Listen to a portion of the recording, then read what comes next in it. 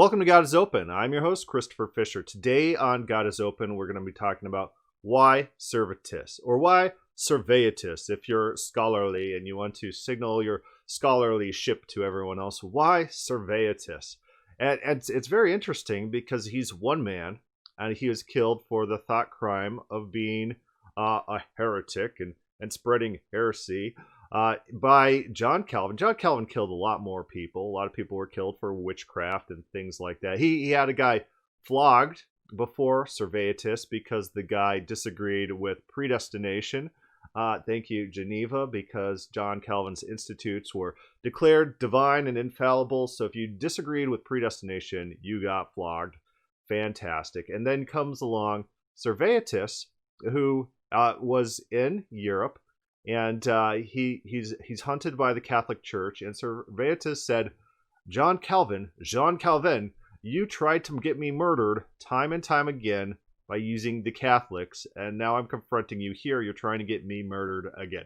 So why is it important that John Calvin murdered this guy? I mean, like, John Calvin admits to it. It's not like something John Calvin, he wrote a book in defense of it. And then he said that it was at his instigation. He was literally the prosecutor in the trial. He was literally there arguing theology back and forth. He literally sent his servant to get Michael Servetus arrested. So he's literally there. He literally admits to it. And so why is it important that we cover this event? It's a minor event in history. A lot of people died in history. A lot of people died for thought crimes. There were heinous things going on. Even in the American colonies, go read Rothbard's Conceived in Liberty. There's a lot of heinous things going on all over the world at all different time periods.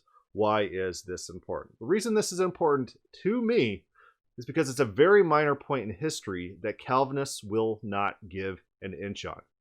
It shows their cult-like mindset to this monster Calvin. It shows that they care about narrative rather than facts in history.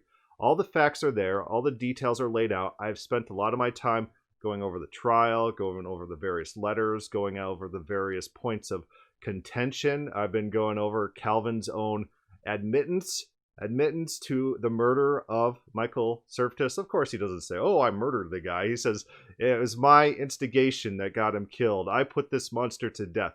In the letter found by Voltaire, he just outright admits it. And people are like, oh, that letter's fake. And so you ask him, so let's just pretend that letter's not fake. Now will you admit that Calvin murdered Servetus? And they won't answer. They don't want to answer that because we are dealing with a cult. And this is just one clear data point. The evidence is so lopsided in favor of Calvin being a homicide, as Michael Servetus writes in prison that Calvin is. He calls him a homicide, a man killer. The evidence is so lopsided. And it would be the easiest thing in the world for Calvinists to say, yeah, John Calvin did some bad things. Let's talk about his theological beliefs. His theological beliefs can be separated from him as a person. He might have done some bad things. Yes, let's just talk about theology. It would be so easy. It would take 2 seconds for them to say it. But they go through huge leaps of logic, huge defenses of this behavior, ranging from he did nothing wrong, heretics should die. That's an interesting defense. And sometimes that's coupled with, and also he didn't do it, he was powerless. But if he did do it, that would have been great and fine. So that's another argument. Sometimes they throw in the argument that all these other churches wanted to execute Servetus too, and it's like, okay, he had accomplices, and so he didn't murder him. Apparently, if other people approve of your murder, then you're not the murderer anymore. Oh, yeah, he didn't literally kill him with himself. He had the Geneva government kill him. That's an interesting argument. But Calvin admits to doing it, and Servetus blames Calvin and confronts Calvin time and time again during the trial and in his petitions outside the trial about his treatment in the trial. And it's they're so disconnected from reality, these Calvinists. They say, oh, he did have advocates. Well, Servetus in prison writing says that he wasn't afforded an attorney. He wasn't afforded counsel to this crime, quote unquote crime, that's not really a crime, That's nowhere codified as a crime. Blasphemy is a crime, not thought crime, not heresy. He wasn't actively preaching in Geneva. He didn't break any laws there. And Calvin picks and chooses when or when not to invoke tradition for the murder of Servetus. And that's one of Servetus's arguments, actually, against Calvin. So it's very easy to see all the mental loops and logic and the pretzeling and the weaving and dodging and the apologies by the Calvinists for this one minor thing. It would take 3 seconds. They could say, Calvin did some evil things. Yes, let's talk about Calvin. Calvin doesn't represent Calvinism. Be very easy for them to say it and we can move on, but they won't. Which just goes to show you, they deny what Servetus says. They deny what Calvin says. Calvin admits to killing him. He admits to setting him up. He admits to getting him arrested. He literally was the prosecutor of the trial. Servetus blames Calvin. He accuses Calvin. You don't hear any of this other stuff like, oh, you gave me some sort of great defense. And my funniest defense that I hear from these Calvinists is, oh, John Calvin wanted him executed by a sword rather than fire. Oh, what a humanitarian, this Calvin. And so the leaps of logic, the absurdity that they go through to defend this one act when there's ample evidence to the contrary, just shows who we are dealing with. They are wedded to a narrative rather than to history.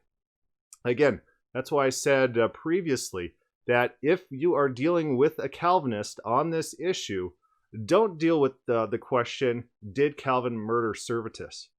Go with the question, did Calvin think that he killed Servetus? It focuses down the debate. It stops them from going on their wild goose chases about, well, they were worried about insurrection. Well, in the letters, it's not about insurrection. Their stated justifications, it's not about insurrection at all. It's all about thought crime in the trial verdicts. And this is history that we're reading. We don't need some modern person to try to reinterpret for us when we have access to the original works that talk about their motivations, why they're doing the things that these guys are doing. We don't need that. We don't need them running interference for people on record, such as John Calvin admitting to the murder.